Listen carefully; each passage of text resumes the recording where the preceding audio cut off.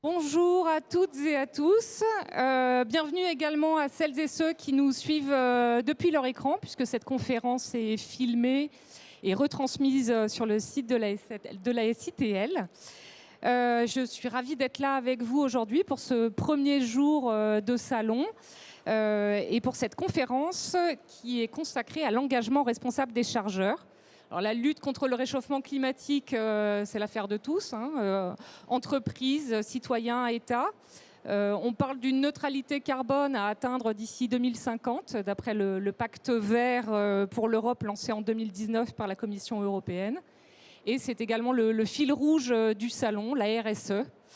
Donc, alors, si on peut discuter du terme même de neutralité carbone, on peut au moins s'entendre sur la nécessaire diminution de l'empreinte. Et aujourd'hui, je suis avec différentes entreprises, enfin représentants d'entreprises pour en parler. Donc Gabriel Schumacher, directeur logistique de Bosch. Antoine Chattard, coordinateur RSE pour la Supply Chain Europe de Michelin. Alors Bosch comme Michelin sont des adhérents de la UTF, Association des utilisateurs de transport de fret, et engagé dans le dispositif Fret 21 soutenu par l'ADEME. On en parlera peut-être un petit peu, mais ce n'est pas forcément le sujet principal. Ainsi que Christophe Duvernois, directeur développement durable et RSE chez Geodis et adhérent à TLF, l'Union des entreprises de transport et de logistique de France. Bonjour messieurs. Bonjour. Alors pour commencer, une question bête, oui, attrapez vos micros. Pourquoi les chargeurs doivent-ils réduire leur empreinte carbone? Est-ce que c'est à cause de la réglementation? Est-ce que c'est un argument de vente? Est-ce que c'est par conviction? Gabriel, peut-être, pour commencer? Oui, tout à fait. Avant que ce soit imposé, finalement, par le biais des décrets ou des lois, on avait déjà commencé à le faire. Donc Bosch, Bosch Électroménager, c'est une société allemande. C'est un peu dans l'ADN des sociétés allemandes d'avoir ce vecteur environnemental. Mais je peux dire que de toute façon maintenant, on n'a pas le choix de le faire. Mais pas seulement pour la raison légale, je veux dire. Je pense qu'il faut que l'entreprise, elle joue son rôle. Effectivement, on parlait de RSE, donc son rôle social, environnemental, et c'est primordial. Et pas seulement pour nos clients. Il est clair qu'une entreprise, si elle veut rester attractive, elle doit aussi porter des valeurs qui vont plaire aux gens, qui vont y adhérer ou qui vont y travailler.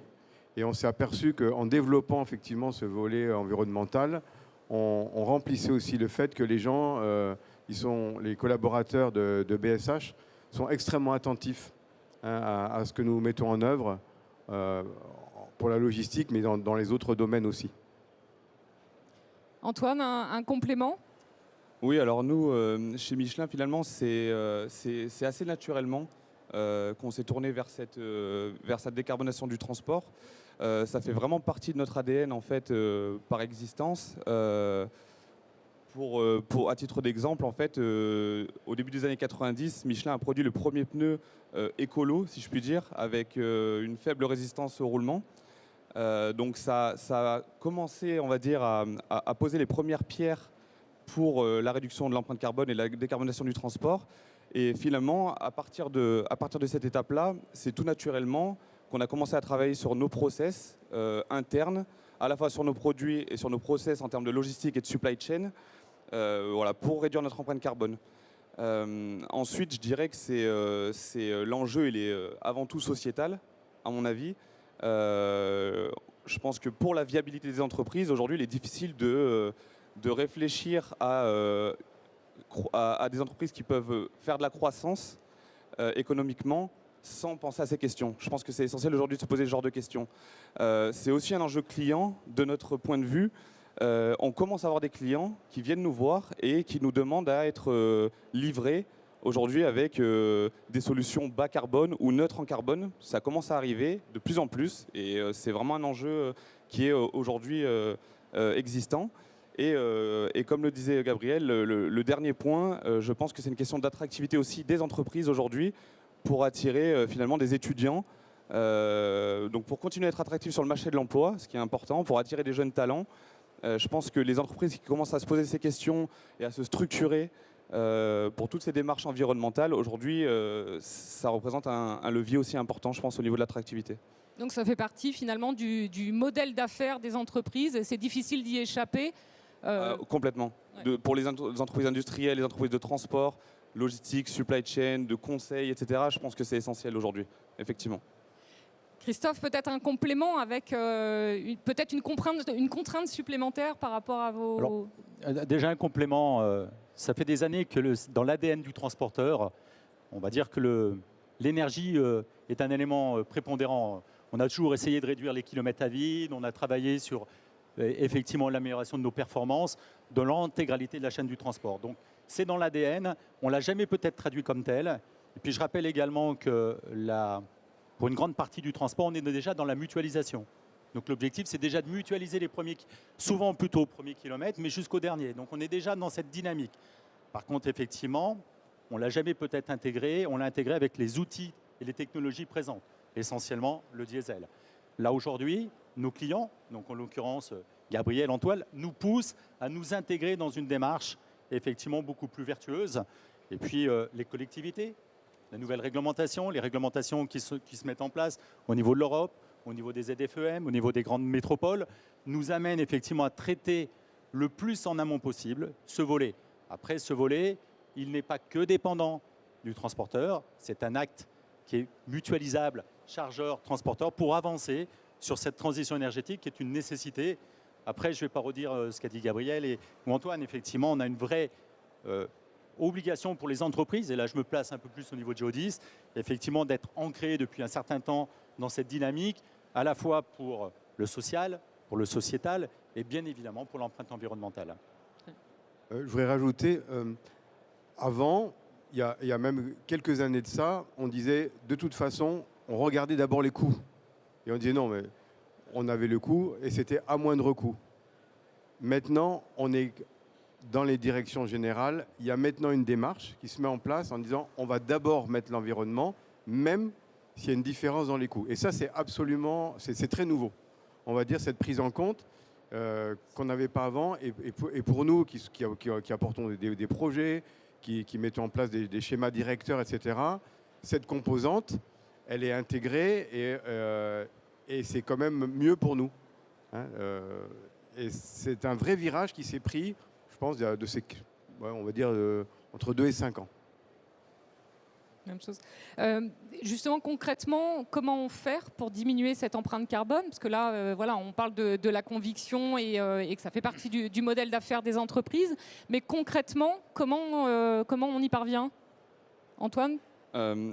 Alors d'abord, je dirais qu'en fait, on ne peut pas baisser ce qu'on ne peut pas mesurer. Donc la première chose, d'abord, c'est de mettre en place, avant toute chose, des processus pour calculer les émissions de CO2, ce qui est déjà en tant que tel un gros travail. Ce n'est pas quelque chose d'évident ou de simple. Ce sont des process relativement nouveaux, complexes. Par exemple, chez Michelin, on a aujourd'hui des difficultés pour mesurer nos émissions de CO2 sur certaines parties de notre transport, comme la partie de distribution. On a un réseau de distribution assez tentaculaire, assez complexe, avec des informations de nos prestataires de transport qui ne sont pas forcément, qui n'ont pas vocation à être communiquées, qui a une notion de confidentialité, etc., sur le nombre de voyages par jour, les kilomètres effectués, les routes parcourues, qui sont pourtant essentielles pour calculer les émissions de CO2. Donc voilà, c'est un process complexe. Donc je pense que c'est la première chose, robustifier le calcul des émissions de CO2, ensuite établir des objectifs de réduction, qui sont après validés par certains organismes, et ensuite établir une stratégie, je pense. Et dans notre stratégie chez Michelin, on a 2 leviers principaux. Le premier levier, et selon nous le premier facteur pour réduire nos émissions de CO2, c'est de transporter moins. Avant de penser aux nouvelles énergies, aux énergies alternatives, aux nouveaux moyens de transport, on va dire, c'est d'abord de regarder l'existant, d'essayer d'optimiser nos transports, comme Christophe le disait tout à l'heure, c'est-à-dire mutualiser, optimiser le transport existant, revoir aussi, même si c'est plus compliqué, notre empreinte industrielle, et essayer de livrer les clients, de produire les pneus au plus proche des clients finaux. Donc on est vraiment dans cette démarche.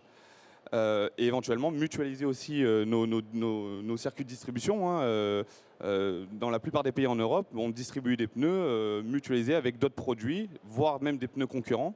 Donc c'est des choses qu'on fait déjà aujourd'hui. Et ensuite, le second levier, c'est de transporter mieux ou différemment. Et c'est là qu'on commence à regarder les énergies alternatives, les biocarburants, le transport multimodal, avec notamment le transport ferroviaire qui est chez Michelin un de nos leviers principaux de réduction. Donc on regarde tout ça. On est aussi, on s'était cité dans la conférence précédente, l'appel d'offres pour les camions hydrogène, on en fait partie. Donc c'est toutes ces questions-là. Et comme c'était signalé juste avant aussi, je précise aussi que ça doit être fait en étroite collaboration. C'est pas juste les chargeurs, juste les clients, juste les transporteurs. C'est vraiment ensemble. Je pense qu'il faut être à l'écoute des transporteurs parce que régulièrement, ils viennent nous voir avec des solutions qui peuvent être innovantes. Donc il faut trouver un moyen de les accompagner dans cette démarche. Et pour vous donner un autre exemple, on a un de nos partenaires polonais que mes collègues qui sont présents connaissent bien, qui est venu nous voir il y a 2-3 ans environ pour nous proposer un projet de mise en place d'un train au départ de la Pologne, juste à côté, enfin, à l'intérieur d'une de nos plus grosses usines de production à Holstein. Le train part de Pologne et va jusqu'en Allemagne. Il est venu avec cette solution clé en main qu'il a fallu adapter, faire accepter aussi en interne, revoir les transit times, etc. Mais c'est le transporteur qui est venu avec cette solution, ses investissements, etc. Et aujourd'hui, on fonctionne avec ce train au départ de la Pologne pour livrer l'Allemagne et prêt pour dispatcher tous nos flux sur l'Europe de l'Ouest, avec 2 rotations par semaine. Ça fait à peu près au total 70 remorques qui sont chargées chaque semaine. Et le but, c'est de doubler cette capacité dans les prochains mois. Mais c'est un exemple concret qui montre que, voilà, en étant à l'écoute, en accompagnant, en collaborant, on peut arriver à trouver des belles solutions. Vous confirmez cette relation avec les chargeurs? Ça se passe bien? Et est-ce que justement, il faut passer par des outils en particulier pour que cet échange ait lieu et se passe Comme l'a dit Gabriel, le premier élément, c'est la mesure. Effectivement, c'est de partir sur une base. Alors, effectivement, nous, transporteurs, on est dans le dernier volet effectivement, de l'industriel, hein, donc des chargeurs, puisqu'on est sur le maillon, on va dire, de la distribution des produits la plupart du temps. On peut être également sur le maillon aval, sur l'amont également. Mais bon, effectivement, donc c'est discuter avec eux, c'est partager. Par cet intermédiaire, on sort du sentier battu, effectivement, comme c'est évoqué, du rôle prestataire, fournisseur, achat, pour intégrer effectivement une nouvelle vision où on intègre, on va dire, l'empreinte environnementale dans une démarche de conception totalement différente. Moi, je peux prendre un exemple, je ne vais pas citer le client, mais avec un certain client, on a remis en cause complètement son processus de prise de commande, de production, pour effectivement être un des acteurs lui permettant d'améliorer son empreinte environnementale, dont celle du transport. Mais effectivement, il a fallu qu'il revoie son concept organisationnel, prise de commande, commerciale, bien évidemment industrielle, et on a été effectivement gagnant-gagnant.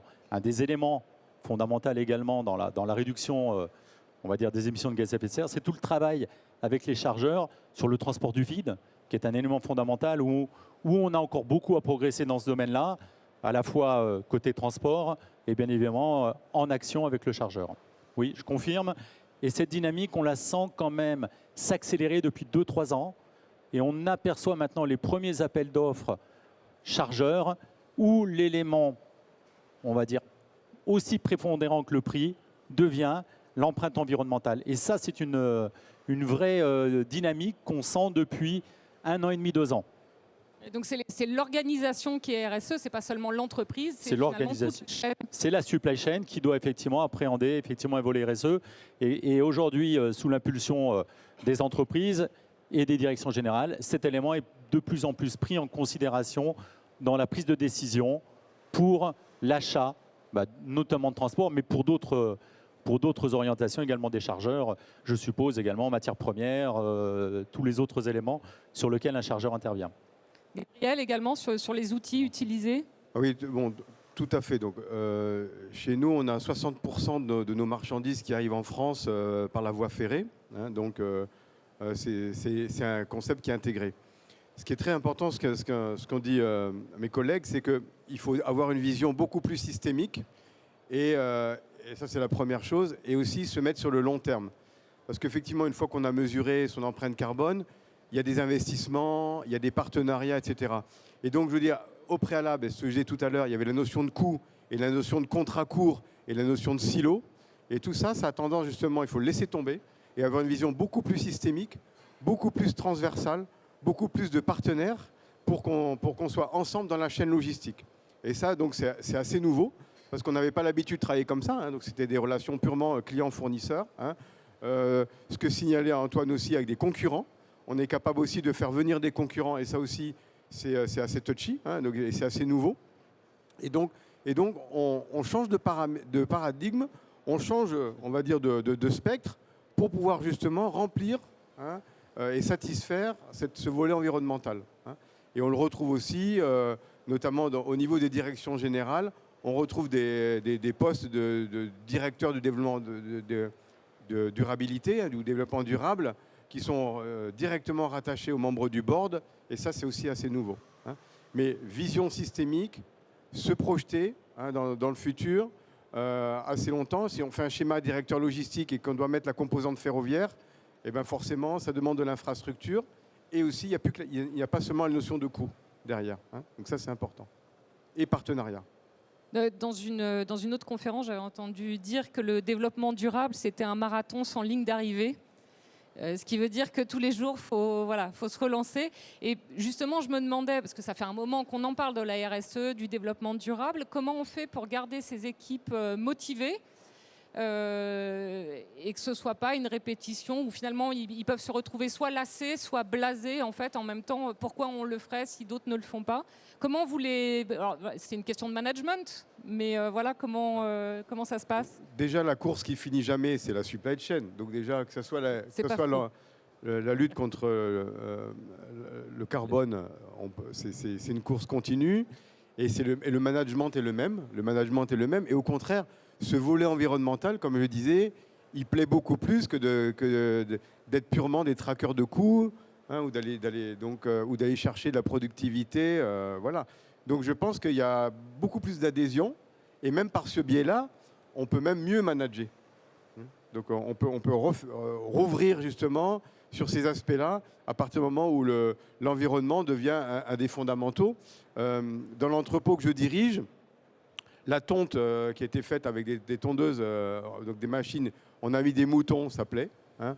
Il y en a à l'entrée, je crois. Voilà, donc ouais. Éco-moutons, d'ailleurs c'est ceux-là. J'ai loué des ruches. Hein, donc les arbres, il y a une obligation, hein, dans le coefficient d'occupation des sols, il y a une obligation de mettre des arbres. J'ai mis des arbres fruitiers, donc les collaborateurs peuvent aussi aller chercher des pommes à l'automne. Elles sont à leur disposition. Les abeilles, elles peuvent polliniser ces arbres fruitiers. Et chaque collaborateur a comme cadeau un petit pot de miel chaque année. Et donc, c'est toute une démarche qui plaît et les gens adhèrent concrètement. On peut aller même, alors je ne l'ai pas fait, il me manque de la place, mais on pourrait très bien faire aussi des jardins ouvriers, comme il y avait avant, où les collaborateurs, pendant leur pause ou après leur travail, ils pourraient aussi très très bien cultiver et ramener des choses pour chez eux. Donc c'est assez ouvert, et du coup la limite c'est l'imagination. Alors pour être un peu plus terre à terre, je suis désolé, je reviens à la question initiale. En fait, je dirais, donc pour la question initiale, c'était comment on garde les équipes motivées, intéressées par ces sujets. Alors je dirais qu'en fait, pour moi, il faut rester dans le concret. C'est-à-dire que la question environnementale, je pense qu'elle plaît effectivement à tout le monde, elle intéresse tout le monde, elle est centrale aujourd'hui. Malgré ça, pour le management, pour le top management dans certaines entreprises, par exemple chez Michelin, pour garder justement les équipes motivées, intéressées par ces sujets, etc., pour que tout le monde adhère à ces sujets, je pense qu'il faut rester dans le concret, en fait, dans les actions concrètes. C'est éviter le greenwashing, éviter de proposer des choses qui sont complètement lunaires, etc., et rester dans le concret, concrétiser des actions, les mettre en œuvre, les mesurer. Voilà. Pour moi, je pense que cet aspect concret, montrer les résultats qu'elles apportent, c'est ça qui apporte de la plus-value, qui montre qu'on fait les choses pour une bonne cause, pour une bonne raison, que ça fait avancer, toute la démarche en fait. Quand je vous citais le train qu'on a mis en place au départ de la Pologne, concrètement, pour les gens qui ont des idées en tête concernant les émissions de CO2 que ça représente, on gagne à peu près 7500 tonnes de CO2 par an. Donc c'est assez colossal. Ça représente environ 10 000 camions à peu près sur un camion grande distance par an économisés grâce à ça. Quand on montre ces chiffres en interne, tout le monde adhère, tout le monde est obligé d'adhérer. Donc c'est ce côté concret, je pense, qui garde tout le monde aligné dans cette démarche. Les deux peuvent aller ensemble, parce qu'il y a quand même aussi un quotidien dans l'entreprise. Voilà. Oui, il y a un côté aussi un peu plus léger, entre guillemets, si je puis dire. Mais effectivement, il faut les deux, je pense. Mais il faut, à mon avis, rester dans le concret. Parce que pour la partie ferroviaire, je pense que Gabriel pourra confirmer que ça a un impact. Oui, c'est fondamental. Et puis ensuite, bon, vous connaissez nos produits électroménagers de marque allemande. Donc ils consomment peu d'eau, ils consomment peu d'électricité. Et il faut bien qu'on retrouve ces impacts aussi sur la supply chain. Donc il fallait qu'il y ait un sens. Il faut donner un sens aussi dans ce qu'on fait. C'est ce qu'Antoine vient de souligner. Il faut donner du sens. Et après, je pense que les petites choses que j'ai mises en place font les relais, sont des relais. Des rappels. Après, voilà, il y a des petites victoires. Je pense qu'avec l'environnement, il y a des petites victoires et des grandes victoires. Bon, on ne va pas parler d'histoire du colibri, mais c'est un peu ça. Et quand les gens voient quand même qu'on doit trier dans l'entrepôt aussi, les gens voient que c'est concret. Voilà, je pense que c'est... et les nouvelles générations qui vont sur le marché du travail, donc les milléniums, ils sont sensibles à ça aussi. Et justement, quand on est transporteur, logisticien, est-ce qu'on arrive aussi à faire passer ces messages? Parce que ce n'est pas toujours l'image qu'on a du secteur. Alors, par rapport au secteur, c'est compliqué, mais bon, effectivement, on a acculturé de manière importante et TLF l'a fait avec un bel outil qui est Terre TLF, qui est mis à disposition non pas que de ses adhérents, mais l'ensemble du monde et qui permet effectivement d'intégrer la démarche RSE, développement durable, dans la dynamique du transport. Et donc ça, c'est très important et ça permet effectivement à tout le monde. Donc ça, c'est un élément. Après, au sein des entreprises, je pense que le premier rouage, c'est la direction générale. Donc ce sont les directions RSE qui doivent entraîner leur direction générale dans cette dynamique. Et généralement, aujourd'hui, on arrive à les convaincre plus facilement. Comme le disait Antoine, c'est la mesure, mais c'est aussi se fixer des objectifs et mesurer la capacité à les atteindre et les besoins attenants, notamment en termes de CAPEX, en termes d'OPEX, pour y arriver. Parce qu'effectivement, cette transition, au-delà des éléments qui ont été cités comme Gabriel, qui ne sont pas qu'anecdotiques, parce que ça intègre le fait de faire des moutons, de l'éco-pâturage, les abeilles, d'autres dynamiques. Ça entraîne l'entreprise dans une dynamique et le collaborateur dans une dynamique.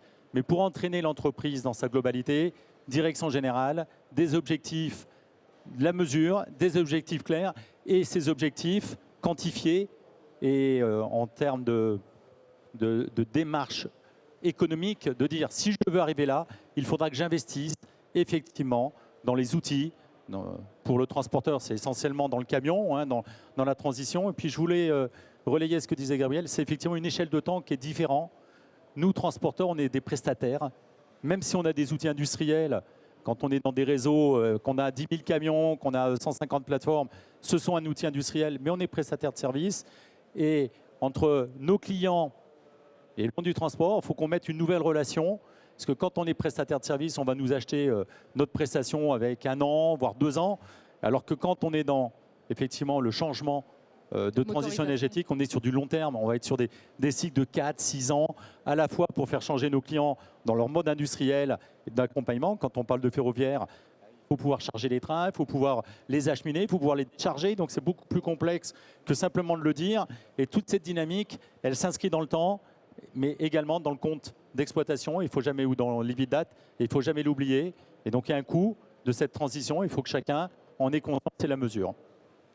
Est-ce que les outils, les engagements, les labels, les certifications, est-ce que tout ça sont des soutiens pour la mesure, pour fixer les objectifs, pour voir comment on avance, et puis peut-être aussi pour inscrire les engagements dans la durée? Est-ce que, alors on a parlé de Fred 21 au début, il y en a d'autres aussi que vous utilisez, FCOM je crois, non? Oui, FCOM et Chart CO2, ADEME, Voilà. des choses comme ça. Oui, effectivement, il y a des... Alors, avec Fred 21, on a pu avoir l'instrument de mesure qui était mis à disposition donc, par l'ADEME. Donc, l'avantage, c'est que c'était gratuit. Donc, on pouvait le faire. Et le fait d'adhérer, c'est pouvoir aussi, donc non seulement on mesure, non seulement on met des objectifs, mais aussi on peut se comparer. Et donc, c'est intéressant de savoir à peu près où on se situe. Est-ce qu'on est dans une bonne dynamique? Quel est le chemin qui reste à faire? Et ça, c'est intéressant. Il y a des échanges de bonnes pratiques qu'on peut voir. Et ça, c'est très intéressant. Je vais vous donner un exemple. On avait des véhicules qui approvisionnaient les usines avec des composants. Et ensuite, on avait des véhicules qui partaient avec les produits finis, avec l'électroménager. Bon, ben, on peut décider que c'était ces mêmes camions. Un coup, ils arrivent et ils repartaient pleins. Donc, on peut aussi faire des organisations en triangle. Et du coup, on peut demander à un transporteur, ben voilà, là, on te donne du plein à chaque fois. Et du coup, il s'inscrit dans une dynamique où il va être sur un flux pérenne. Et donc ça, c'est des idées qu'on peut avoir lorsqu'on adhère. Et on peut après les mettre en place plus facilement. Alors, j'adhère complètement à ce que vient de dire Gabriel. Et j'ajouterais que ça permet avant tout, je pense, de se fixer des objectifs, des cibles. Et du coup, de se fixer un cap vers lequel on va essayer de tendre après. Donc ça aide aussi à ça, les certifications, Fred 21, ce genre de labellisation. Je pense aussi que ça aide à structurer, à accompagner la démarche, à se comparer également. Je suis totalement d'accord avec ça. Donc certainement que les plus petites entreprises ou les entreprises qui sont peut-être moins structurées vont avoir un intérêt plus important pour ce genre de label, ce genre de certification, à mon avis. Ça permet aussi de mettre en visibilité dans nos communications internes ou externes. Ça permet de mettre en valeur aussi le fait qu'on adhère à certaines associations ou certifications. Et d'un autre côté, un peu à crédibiliser aussi la démarche, genre de process et toutes les actions qui peuvent être mises en place avec ça. Pour les prestataires, ça permet de remporter les appels d'offres. Pas seulement. Pas obligatoirement. Alors, il y a différents types de démarches. Donc, il y a déjà effectivement les démarches qui peuvent permettre de mesurer la performance RSE de l'entreprise. Je ne vais pas citer de nom, mais effectivement, qui va effectivement vous donner des notifications qui permettent effectivement de juger à quel niveau l'entreprise est dans sa démarche RSE, dans sa globalité, à la fois sur les termes sociaux, sur les termes éthiques, responsabilité achat et bien évidemment sur la partie environnementale. Et puis après, il y a toute la partie label qui existe, qui peut exister. En tant que transporteur, je partage qu'effectivement pour les petites structures, c'est un vrai aide à l'accompagnement. Par contre, un label, on ne sait jamais le point de départ, jamais bien le point d'arrivée. Donc, nous, en tant que Géodis, on est moins partisans de cette labellisation parce qu'elle ne répond pas obligatoirement à notre organisation. Donc, c'est plus complexe dans les organisations réseau. Et comme commissionnaire de transport, c'est plus complexe puisqu'on fait appel également de l'extérieur, de l'achat de transport. Donc, c'est plus complexe. Donc, voilà. Après, je pense que nous travaillons sur la vraie volonté de nous inscrire dans une démarche pour se fixer des vraies cibles, une vraie target. Voilà. Et je pense que de toute manière, comme l'expliquait tout à l'heure Antoine, il y a une notion de robustesse des données. Aujourd'hui, il n'y a pas encore d'harmonisation. On va dire que chaque transporteur ou chaque société peut donner sa propre définition et son propre périmètre sur la partie environnementale et sur la mesure qu'il souhaite faire de son environnement en excluant. Voilà. Donc il est difficile aujourd'hui de comparer des organisations les unes entre elles parce qu'on n'est pas obligatoirement sur les mêmes référentiels. Il n'y a pas de bonne ou de mauvaise entreprise, mais on n'est pas sur les mêmes référentiels. Donc c'est très compliqué de se comparer aujourd'hui. Je pense que c'est des sujets qui vont progresser dans les années à venir. La dynamique va continuer à s'instaurer, y compris sur la mesure qui est fondamentale pour qu'elle devienne une vraie source de comparaison et d'échantillonnage. C'est pas tout à fait de l'autodéclaration quand même. Même s'il y a un choix du périmètre. Alors, depuis 2013, on a une obligation en tant que transporteur de donner à nos clients chargeurs les émissions de gaz à effet de serre effectuées sur le remise transport. Je ne suis pas sûr que s'il n'y a pas 1000 sociétés qui le font, il y a peut-être plus en France, je ne suis pas sûr qu'il n'y ait pas 1000 méthodes, que chacun l'interprète à sa méthode, en s'appuyant bien évidemment sur les recommandations internationales ou nationales. L'ADEME est un vrai levier sur cette partie-là, mais personne ne contrôle, donc chacun effectivement fait du déclaratif sur sa propre mesure, et c'est ce qui effectivement rend la complexité de nos chargeurs quand ils interviennent avec plusieurs transporteurs. C'est quand j'ai un transporteur qui m'annonce A, un transporteur qui m'annonce B, il ne va peut-être pas m'annoncer totalement la même chose, le même périmètre, le même environnement. Et c'est complexe. Et là, on a encore à progresser sur ces domaines. C'est exactement ça. Et c'est pour ça, nous, par exemple, on a fait le choix justement de faire une autodéclaration finalement avec nos hypothèses. Donc ça reste des hypothèses, mais avec nos hypothèses, on a décidé de garder un peu la main sur le calcul des émissions de CO2 parce que c'est exactement ça. Tous nos partenaires transport ne sont pas au même stade de maturité sur ces sujets-là. Il y en a qui suivent absolument pas les émissions de CO2 aujourd'hui. Il y en a qui le suivent déjà depuis des années. Il y en a qui commencent à se structurer dans cette démarche. Mais on se dit que voilà, plus nous, en interne, on sera robuste sur la méthodologie, sur les calculs et garder la maîtrise des résultats, mieux on pourra après piloter, analyser toutes ces données et essayer de réduire nos émissions. Gabriel ? Oui, je voudrais dire qu'effectivement, il faut être de l'anticipation. Au même titre que pour l'électroménager, on a eu l'étiquette énergie. Maintenant, très récemment, on a l'indice de réparabilité. Il n'y a aucune raison que pour les produits que les clients finaux vont acheter, qu'on n'ait pas l'empreinte carbone qui sera dessus. Et donc, on est un pays de normes. Parfois, c'est bien, parfois, c'est contraignant. Mais du coup, ça va arriver. Et donc, notre rôle de directeur supply chain, c'est de se mettre dans l'anticipation, effectivement, de mettre en place un système. C'est sûr, c'est le nôtre. Mais en plus, lorsque la norme viendra, elle pourra justement, ce système qu'on aura mis en place, pourra permettre d'y répondre d'une manière ou d'une autre. Et à un moment donné, le client final, il aura le choix entre effectivement un produit avec tel produit équivalent, telle empreinte carbone. Et du coup, il pourra dire, là, je fais quelque chose pour la planète et ça sera bien, on va dire, compréhensible par tout le monde. On parlait également des échanges entre transporteurs, chargeurs, enfin bref, tous les maillons de la chaîne. Ce type de label, est-ce que ça permet peut-être aussi de créer une communauté, de créer un lieu d'échange et au moins d'afficher une volonté, même si chacun ne peut pas prétendre avoir le même outil de mesure? J'ai l'impression que non. Moi, je dirais oui, parce que là, ici, sur cette table, on est quand même des chargeurs et des transporteurs importants. Et donc, une TPE, voilà, ou une entreprise intermédiaire, etc., qui aurait envie de faire quelque chose ou d'adhérer, bon, elle peut quand même s'inspirer de ce qu'on fait.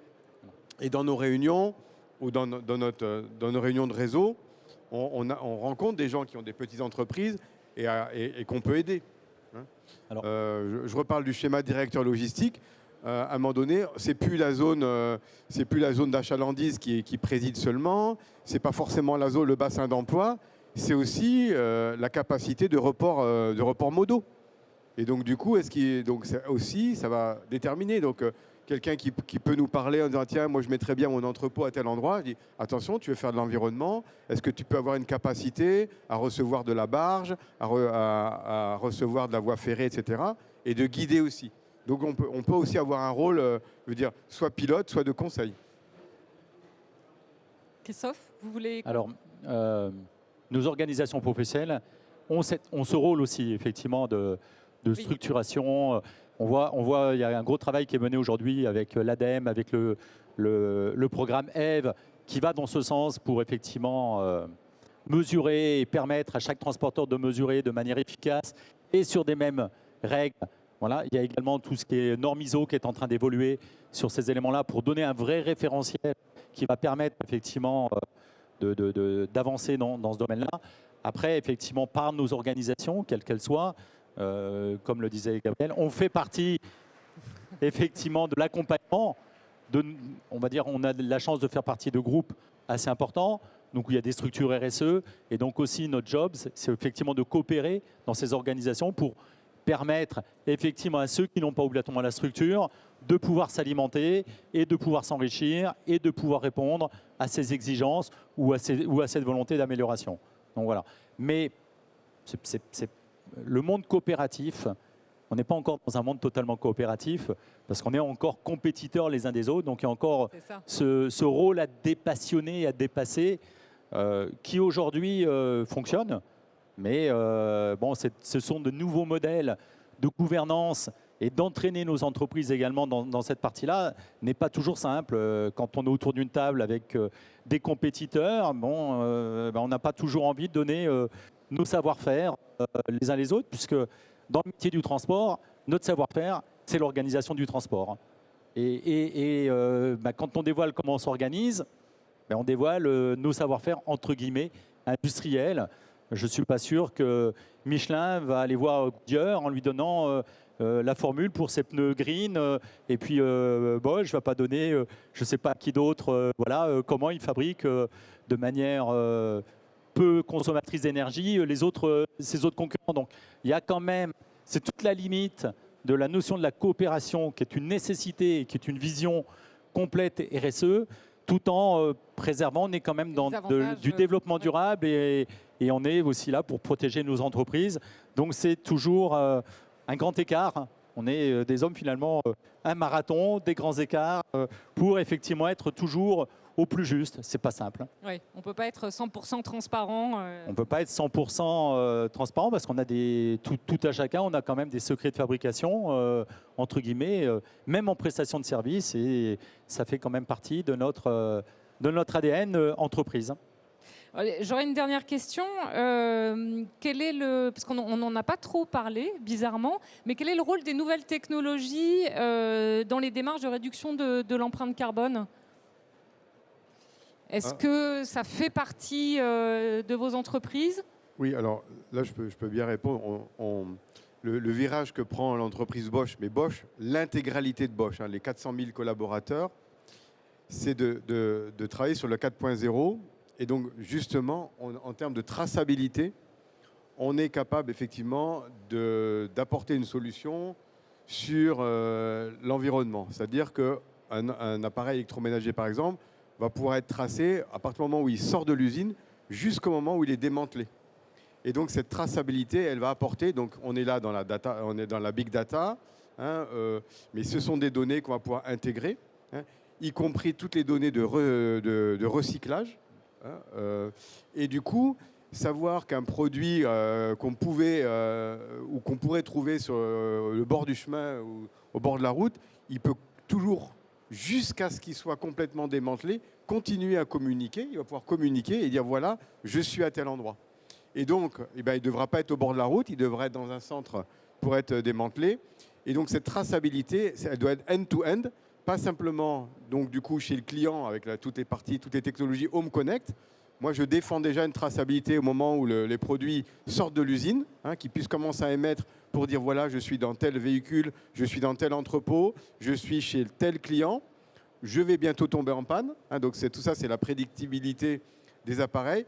Et ensuite de dire bah voilà, je suis en panne, mais je continue à émettre jusqu'à ce que je sois démantelé. Et cette petite partie fine qu'on aura effectivement d'émissions, elle va pouvoir aider à ce qu'un appareil ne soit pas, on va dire, orphelin et abandonné.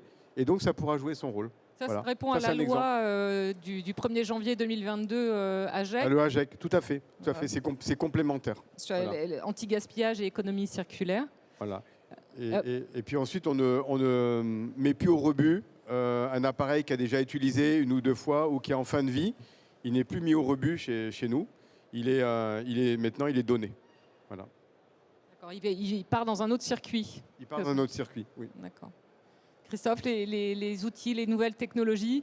Alors, traçabilité, ça fait partie de notre ADN. Je crois qu'on transporte, finalement aujourd'hui, on transporte plus d'informations qu'on transporte de produits, entre guillemets, à différents stades. Ça a peut-être plus de valeur en plus. On est un acteur, effectivement, de l'information. Et aujourd'hui, le client final voudrait même être informé avant qu'il soit livré. Voilà, donc on est dans cette dynamique et le digital nous amène, bien évidemment, sur cette partie. Après, nous, on a un gros volet, bien évidemment, sur notre transition, c'est le volet matériel roulant. Et là, on est à la croisée des chemins. Donc, et là, c'est un sujet complexe, parce que c'est un sujet qui est de l'offre constructeur, attenante, bien évidemment, également aux énergies disponibles, à leur ravitaillement, et dans une stratégie à 5 ou 8 ans. Donc, c'est des paris qu'on prend aujourd'hui, que prennent les entreprises. Mais c'est aussi ce que prend le monde du transport. On a toujours entendu dire on n'a pas les camions, il n'y a pas les stations. Okay. Aujourd'hui, un grand nombre de transporteurs se sont engagés. Okay. Ils prennent un risque parce qu'ils font le choix d'une énergie ou de plusieurs énergies, généralement un mix énergétique. Ce mix énergétique, est-ce que ça sera celui qui sera en 2030? Ce n'est pas certain, mais il faut lancer la dynamique. Il faut que les infrastructures se mettent en œuvre, il faut que les constructeurs produisent des camions sous de nouvelles énergies. Alors on a à peine parlé, on parle aujourd'hui des véhicules critères électriques, bio-100, oléo-100 peut-être, ou B100, qui peut devenir critère. Et on n'a pas déjà stabilisé cette partie-là, qu'on parle déjà sur l'hydrogène. Donc c'est très complexe de se positionner. Et là, la technologie, elle est au cœur du choix de la transition, au moins pour le matériel de transport, puisque sans changement de technologie, on ne pourra pas accompagner et être acteur dans cette transition. Donc voilà. Donc c'est un choix complexe actuellement. On le fait. Les entreprises le font. Modérément peut-être, parce qu'on prend des paris. On va prendre un peu d'électrique, un peu de bio-GNV, un peu de l'EO100, tout en sachant qu'à l'horizon 2030, on pense qu'une partie du parc évoluera vers l'hydrogène. Mais la maturité de ces technologies et de ces filières, mais on va les attendre. Hein. Nous, Geodis, on a été, même avant la Poste, on a la prétention de le dire, on a été pendant peut-être 6 mois ou 8 mois, le premier parc de véhicules électriques en 2009-2010. Véhicules industriels électriques. Quand on fait voilà. Et quand on regarde les 10 ans qui sont passés, on a progressé, mais pas énormément. Pas énormément. Et donc, c'est effectivement... La technologie, on est quand même attenante à sa capacité de mise en œuvre au constructeur et à son développement. Donc voilà, mais c'est fondamental et on teste et on accompagne beaucoup plus aujourd'hui les constructeurs qu'on ne le faisait. On s'intègre dans leur processus, non pas de fabrication industrielle, mais d'usage, en définissant les usages pour lesquels tel ou tel type d'énergie serait plutôt favorable. Et donc là, effectivement, on a un rôle effectivement de prescripteur, d'orienteur, et donc on le joue de plus en plus, et le monde du transport le joue, chose qu'on ne jouait pas il y a 5 ans ou 7 ans en arrière. Voilà. Très bien. Antoine, vous vouliez compléter sur les outils? Ouais. Alors je suis tout à fait d'accord avec ce que Christophe vient de dire, notamment sur le mix énergétique. On est aussi convaincu que demain, il n'y aura pas une seule énergie, une seule façon de transporter qui sera durable, mais bien un mix énergétique. Sachant que ce serait dangereux en plus de... Tout à fait, exactement. Donc c'est pas du tout ça, on pense vraiment que ce sera un mix énergétique. Maintenant, si on pense sur une nouvelle technologie, on peut penser aussi à certains outils informatiques, des logiciels. Et pour notre partie distribution des pneus, on travaille avec des prestataires de transport, avec des partenaires de transport qui utilisent par exemple des TMS. Aujourd'hui, un des axes aussi de progrès qu'on a pour la distribution de nos produits dans toute l'Europe, c'est d'inciter, d'accompagner nos partenaires de transport à l'utilisation de ce genre d'outils. Tous ne l'utilisent pas. On a certains partenaires importants en termes de volume en Europe qui aujourd'hui n'utilisent pas des TMS qu'on appelle dynamiques, c'est-à-dire des TMS qui concrètement tous les jours vont recalculer les moyens de transport, les routes utilisées, les tournées de distribution en fonction des commandes reçues, voire même plusieurs fois dans la même journée pour vraiment adapter les moyens de transport au plus proche des besoins, exactement, en temps réel. Et il y a des représentants d'ailleurs au CITL de ces outils-là. Et je pense que c'est des leviers aujourd'hui essentiels pour réduire le nombre de kilomètres, les kilomètres à vide, optimiser le transport, etc. Donc voilà, quand on parle de nouvelles technologies, on a parlé précédemment de tout ce qui était algorithme de calcul des émissions de CO2, on en a beaucoup parlé. Je pense que par rapport à ça, et comme on l'a, je pense, assez bien souligné, il faut qu'on reste assez humble dans les résultats actuels. On parle d'hypothèses, on parle de beaucoup de méthodologies différentes. On parle d'un process qui est quand même relativement jeune. Donc c'est essentiel, c'est important. mais il faut rester humble quant aux résultats, je pense, actuels. Donc, avec des solutions qui permettent d'optimiser notre transport au quotidien et qui vont être finalement viables pour les transporteurs comme pour les chargeurs, comme pour les clients, je pense que c'est plutôt sur ce type d'outils aujourd'hui disponibles sur le marché qu'il faut, à mon avis, insister. Ouais, très bien. Si vous n'avez rien à ajouter... Moi, je vais compléter, effectivement. Ouais. Dans nos organisations, on a de plus en plus d'outils effectivement d'aide à la décision, au pilotage des flux. Hein, c'est de plus en plus. Alors, soit c'est des outils effectivement marché, soit c'est des outils développés par les entreprises. Mais effectivement, alors encore une fois, c'est toujours il n'y a pas de côté péjoratif. C'est pas lié à la taille de l'entreprise, c'est lié à son business. Un commissionnaire de transport affréteur n'utilisera pas les mêmes outils qu'un réseau parce qu'effectivement, il va être dans la distribution fine. Un distributeur ne va pas utiliser. Mais effectivement, ce sont des outils aujourd'hui qui sont de plus en plus intégrés dans les organisations avec la vision économique. Mais la vision économique étant une vision tellement RSE, au moins pour la partie émissions de gaz à effet de serre. Chaque fois que je gagne 1 kilomètre, je gagne un quantième de litre d'énergie et donc je gagne les émissions attenantes. Chaque fois que j'améliore les coefficients de chargement de mes véhicules, eh bien, je transporte plus, donc je réduis mes émissions. Effectivement, c'est plutôt cette mesure-là où on doit continuer à avancer pour progresser, tout en sachant que chacun a ses propres méthodes. Voilà. Et ses propres contraintes. Et ses propres contraintes, et ses propres organisations, et puis ses propres investissements aussi. Hein, parce que gérer de la data, c'est aussi complexe. Par exemple, au moins pour Geodis, pour les émissions de CO2, il y a 4 niveaux. Hein, il y a 4 niveaux de tolérance. Le niveau le plus optimum, c'est de calculer en temps réel avec tous les paramètres, le type de véhicule, la consommation réelle, les coefficients de chargement, etc. Peu d'entreprises le font aujourd'hui parce que c'est complexe. Et puis le niveau 0, on prend les références du métier. Donc voilà le panel entre les... Voilà, nous, Geodis, on est plutôt à niveau 3, mais parce qu'on s'est doté, on a des capacités effectivement de data. Mais la notion de data, le nombre de data à gérer, et on crée de vrais systèmes d'information pour gérer de l'information CO2, hein, émissions de gaz à effet de serre. Hein. C'est complexe. Il nous reste quelques minutes. Est-ce que quelqu'un voudrait poser une question dans la salle? Oui, Jean-Luc. Alors du coup... C'est le transport. C'est le transport. Puis c'est Jean-Luc. Merci beaucoup. Donc Jean-Luc Rognon de Supply Chain Magazine. Il y a une notion qu'on n'a pas abordée, et pourtant c'est dans le titre, la neutralité carbone, parce que finalement, là, il ne s'agit pas de réduire le CO2, il s'agit d'atteindre cette neutralité carbone. Est-ce que vous avez une idée claire, vous trois, finalement, du chemin qui reste à parcourir? Est-ce que c'est idéaliste ou bien est-ce que vous savez déjà comment vous pouvez, alors peut-être sur un cycle de vie très long, parce qu'on voit déjà des entrepôts qui affiche une neutralité carbone, mais c'est sur 50 ans, etc. Il y a aussi peut-être la notion de traçabilité. C'est contestable aussi.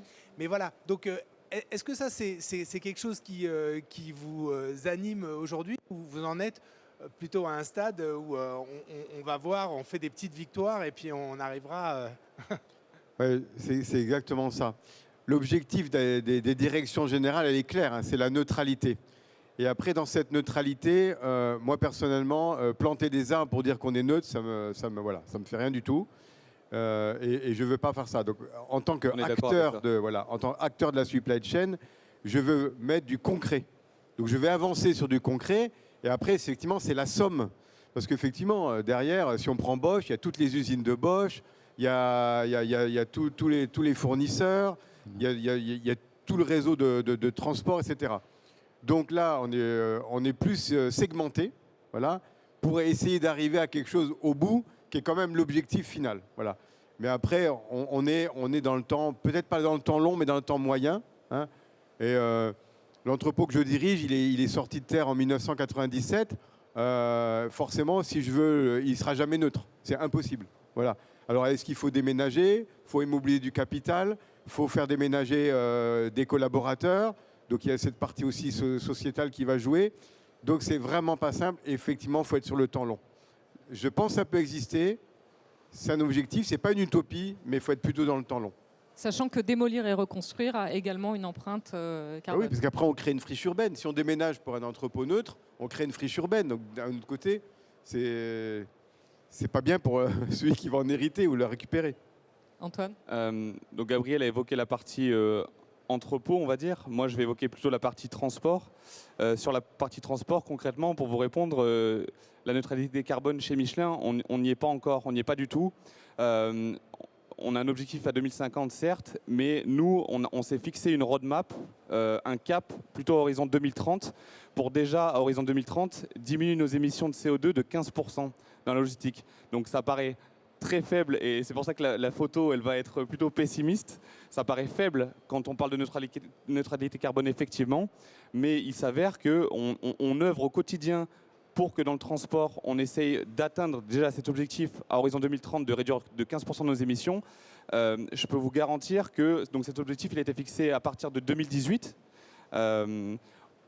Jusqu'à l'année dernière, on avait atteint cet objectif donc, par année. On commence à avoir un peu épuisé les ressources principales en termes de réduction de CO2 dans le transport. Je l'évoquais tout à l'heure avec le ferroviaire. On avait des gros projets qui ont émergé et qui sont maintenant en place, sauf qu'on ne peut pas le compter chaque année. Donc chaque année, il faut trouver des nouvelles solutions, des nouveaux projets. Il faut faire accepter qu'en interne, des solutions ferroviaires augmentent les transit times, ce qui est aujourd'hui un point clé. Et même en interne, ce n'est pas une notion qui est encore... Et le stock. Et donc le stock qui va avec, exactement. Donc les coûts de stockage, effectivement. C'est des questions centrales aujourd'hui qui ne sont pas toujours acceptées même en interne. Donc nous, on a mis en place des commissions de décision sur ces sujets. Voilà, pour vous dire qu'en fait, on a épuisé certains projets, certains gros projets qui nous ont permis de diminuer nos émissions de CO2 concrètement. Maintenant, les autres leviers que sont les nouvelles énergies, les énergies alternatives, etc., aujourd'hui, nous, on ne voit pas de solutions qui vont nous permettre d'atteindre ces objectifs. Ça ne suffira pas, parce que encore trop marginal. Quand on parle des camions électriques, c'est une très bonne solution, par exemple, pour la distribution, sur du last mile, etc. Malheureusement, on a aujourd'hui des partenaires de transport qui sont plutôt en phase de test. Et aucun reproche, je leur fais bien sûr aucun reproche là-dessus. C'est que ça coûte très cher, c'est un gros investissement. C'est des solutions qui sont quand même nouvelles. Donc déjà, si on trouve des moyens de tester ces solutions, c'est déjà un grand pas en avant, je pense, voir les limites aussi. Mais voilà, tout ça mis bout à bout, avec les différents projets qu'on a dans notre sac à dos, entre guillemets, aujourd'hui, on commence à épuiser un peu les ressources qu'on a trouvées. C'est pour ça qu'en interne, il y a la logistique, il y a le transport, il y a la supply chain de manière générale, il y a la partie empreinte industrielle que j'ai évoquée, faire du local to local, etc. On pense que ça sera plutôt vers ces sujets-là finalement qu'il faudra tendre, sans oublier bien sûr les énergies alternatives et tout ce qu'on a évoqué précédemment. Mais en fait, déjà regarder notre réseau, essayer d'optimiser notre réseau, relocaliser la production, etc. Ça sera plutôt vers ça qu'il faudra tendre pour atteindre les objectifs. Alors, et la neutralité carbone, je ne l'ai même pas évoquée parce que moi, personnellement, je n'ai pas encore de solution. Christophe? Alors moi, je ne vais pas parler au nom de la profession parce que ça serait trop prétentieux, hein. On va parler pour Geodis. Pour Geodis, on a un engagement effectivement de réduire nos émissions de gaz à effet de serre à l'horizon 2030 comme Michelin, mais nous, on a une ambition un peu plus élevée, c'est de 30%, versus 2017, parce qu'il a fallu se donner un point de départ, hein, parce que sans point de départ, il n'y a pas d'arrivée. On est aujourd'hui autour de 20% sur l'ensemble de nos scopes pour distribution express, là où j'office, donc sur l'ensemble de nos scopes, scope 1, scope 2 et scope 3. Certains ne parlent que du scope 1, que du scope 2, excluent le scope 3 des partenaires. Donc, on intègre sur l'ensemble du processus. Après, il y a d'autres complexités à prendre en considération. C'est moins 30%. Est-ce qu'on les prend en intensité ou est-ce qu'on les prend en valeur absolue? Donc, de vraies complexités liées à notre direction générale. En intensité, on va dire que c'est relativement... non pas simple à obtenir, mais effectivement, en valeur absolue, il faut aussi intégrer toute la croissance de l'entreprise, interne, externe. Donc voilà, ça pose de vraies questions. Sur le transport, la neutralité 2050, à aujourd'hui, moi j'y crois peu, hein, et là, on rentre dans une problématique d'éco-concept. Qu'est-ce qu'on intègre dans la neutralité carbone par rapport à l'émission de CO2 ? Aujourd'hui, nous, on prend les émissions de CO2, la consommation des véhicules, on ne prend pas la création du véhicule. Est-ce que le véhicule qui est créé, qu'on utilise, il a émis des émissions de CO2 pour le fabriquer? La partie bâtiment, on l'intègre dedans. On part du bâtiment dans son exploitation. On ne parle pas du coût des émissions de CO2 mis par le ciment, etc. On sait que c'est un des premiers. Voilà, donc je pense que c'est bien qu'on parle effectivement de neutralité, mais en 2050, je pense que c'est utopique. Quand on intégrera tous les éléments, on verra qu'on ne peut pas être une neutralité dans certains mondes et dans certaines filières. Et le transport, moi, je n'y crois nullement. Je pense qu'on a continué à s'améliorer, on doit continuer à être performant, on doit continuer à réduire notre empreinte environnementale dans sa complexité totale. Mais avant de dire « soyons neutres », alors moi, j'ai une vision un petit peu différente de Gabriel. Quand on ne peut plus rien faire, planter des arbres, c'est pas si mal que ça. Quand on ne peut plus rien faire, planter des arbres et contribuer par cette compensation, okay, mais il faut déjà avoir fait tout le reste en amont. Et ça, c'est beaucoup plus complexe. La compensation pour nous, aujourd'hui, elle vient quand on n'est pas capable de faire autrement. C'est une période de transition et de substitution. Mais on ne la néglige pas non plus parce qu'elle permet, au niveau mondial, effectivement, d'être un petit acteur de la réduction des émissions de gaz à effet de serre, de celles qu'on produit et qu'on ne peut pas neutraliser. Voilà. Notre vision, elle est plutôt Geodis, Distribution Express. Je suis désolée, mais en fait, on arrive au bout de l'horloge. Voilà, on avait commencé un petit peu en retard, mais on va essayer de ne pas trop répercuter sur la suite.